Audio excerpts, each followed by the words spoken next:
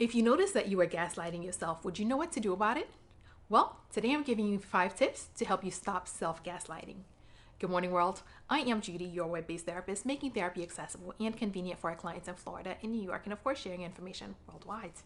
Today, we're talking about 5 tips to help you stop self-gaslighting, because what tends to happen when someone has been in a situation where they were dealing with someone else's gaslighting, you can become so conditioned to accept the behavior, to accept what has been said and done to you, that you start doing the gaslighting, and those things and stuff that they used to say to you and about you, you become the ones that is saying those. So today we are talking about 5 tips to stop that.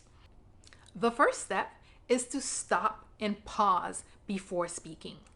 Part of the conditioning that is done when someone is priming you to accept their gaslighting is that they train you to learn to jump to action. They train you to jump to responding, and that response is usually to make things better, fix the situation, apologize, appease. Before you do that, before you jump to accepting blame, before you jump to apologizing, pause and assess the situation. When you take that pause, you get to ask yourself, what is my role in this situation? What was my part of this situation that I'm about to take blame for? What was my responsibility in this situation that I am about to claim as all my fault? And you also get to ask yourself, is this, whatever it is that I'm about to say, what I really want to say, what I really mean to say? Because the natural reaction more often is, I'm sorry. You want to jump and apologize. You want to jump and say it was all your fault. But is it? When you pause, you get to make that assessment. And then you realize, no, this was not my fault. This is something that you did that you need to apologize for. So when you start pausing and assessing the situation, then instead of, I'm sorry, maybe your response is, you owe me an apology. So taking the time to pause before speaking gives you a chance to assess the situation and determine how you want to respond to this situation based on your true role in that situation. 2, challenge negative thoughts and self-views. Because part of the conditioning that is done in order to get you to accept someone else's gaslighting is that they teach you to believe certain things about yourself. They sell you all these negative things that they want you to believe about who you are. And eventually, it gets to the point where you don't need them to say all these bad things about you anymore, because they have conditioned you to accept that this is who you are. So now, instead of them telling you, you are this, you are that, you do this, you do that, it's in here. It's already in your head. When those negative thoughts come up, when you start experiencing these negative self-views, challenge them. And the best rebuttal to challenging negative thoughts and negative self-views is going to be your history. And this is going to be the history you experience with people who did not have an agenda, people who were not looking to bring you down. You'll notice that when you interacted with those other people, you were not the person who always messed up. You were the solution person. You were not the person who always does this. You were the person who fixed it. So look to your positive, your better, your stronger, your healthier relationships, and they will give you the rebuttal that you need to challenge negative views, negative thoughts, whatever it is, whatever negativity that someone else was selling you about yourself that you are now conditioned to believe. Look into your relationship with more positive people in your life, and you'll find other things, like things to counter whatever that negative thought is, things to counter that negative view.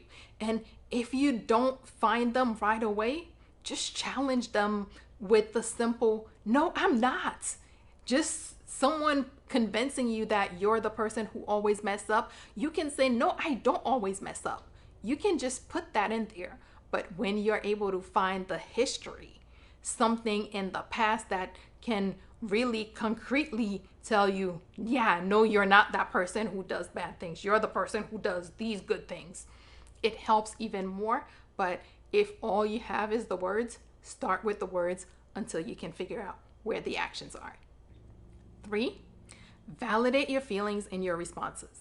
When you are being conditioned to accept gaslighting, you are taught, you are told, you are convinced that your feelings don't matter, that your feelings are not appropriate, that your feelings are not acceptable. When you need to stop the self-gaslighting, you need to start reminding yourself that no, your feelings are valid. Your feelings matter. Your responses were the direct reaction to someone else's behavior and therefore make sense, and this is appropriate in this situation. Whatever the setup is, remembering that your feelings matter, validate your feelings. Remind yourself that no, I am not wrong for having a response to someone hurting me. No, it is not wrong for me to be angry when someone does something that merits anger. No, I'm not wrong for choosing to not participate in a situation where I am being devalued. When someone needs you to accept they are gaslighting, they give you all these reasons that your feelings are too much, your behaviors are too much, your actions are too much. No, your actions are just right. And it's important as you learn to stop your self-gaslighting that you start being able to say those things to yourself. Start being able to remind yourself that, yes, my feelings are valid. Yes, I have the right to have a reaction. Yes, I have the right to want certain things. Yes, I have this. Yes, I am entitled. Yes, this is my whatever. The 4th thing is to denounce disparaging comments or even jokes. Because sometimes, especially at the beginning, people make these comments. They don't always necessarily start with the direct badgering, the direct disrespect, the direct invalidating or dismissal of you and your feelings. People say things jokingly when they are looking to feel what you are going to accept, how far you will let them go. Don't accept it. Because when you start accepting the jokes, then they can move on to the more serious, more direct ways of saying it. Do not accept any comment or any jokes that are disparaging. Be direct, be firm. And yes, if it is your personality to counter with a nice a joke in equal measure, yeah, you can do that. But be firm in denouncing and making it clear that you are not going to accept people saying certain things to you or about you, speaking of you in certain ways, even jokingly. Making sure that you are clearly setting that boundary. If your personality allows for giving it back, yeah, give it back. But making sure that it is clear what you mean to say. It's not just a small, yeah, you're going to make another joke or ignore it. Because sometimes when we ignore things, as much as they tell us ignore the bully, sometimes when we ignore things, it only escalates. But this doesn't mean that you're going to go back and forth with a banter. You state your piece and you move on. Nothing hurts worse than when you don't stay for the arguments. No, this is not appropriate. No, I'm not accepting this. No, whatever it is that you need to say. And then you move on. Let them figure out the rest. Finally, use affirmations. Because affirmations help reinforce those positive thoughts, those positive beliefs, those positive feelings. Taking the time to say affirmations, read affirmations, listen to affirmations, especially whatever the primary negative thoughts or negative feelings are.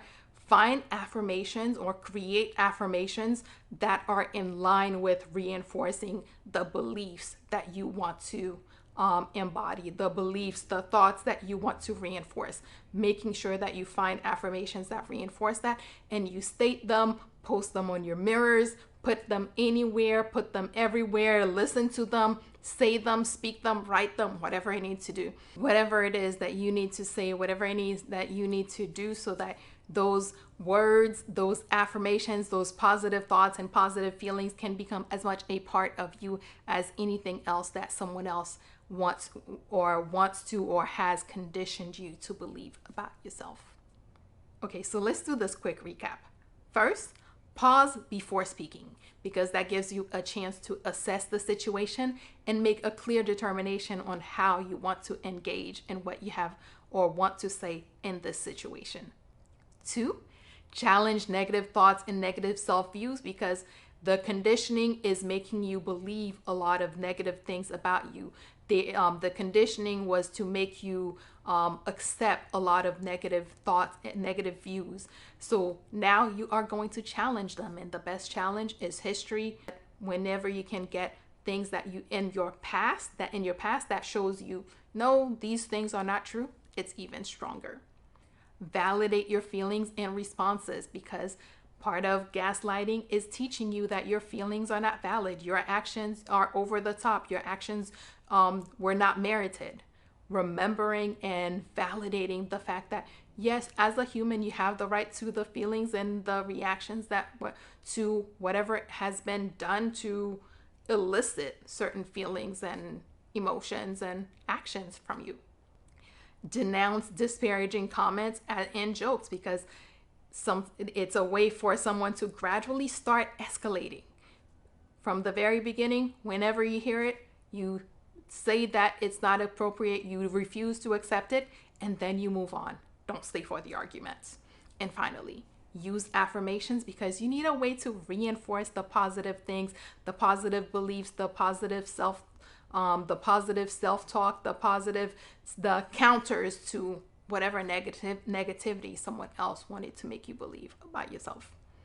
As always, if you or someone you know happens to be going through something that's more than you can handle, please remember that there are professionals like myself who are available, able, and willing to help, and are even providing remote services who can assist with whatever you may have going on. So please figure out who those people are in your community so that if you need to, you can reach out and get the help that you need. And that is all we have for today. Good morning, world. Have an awesome day.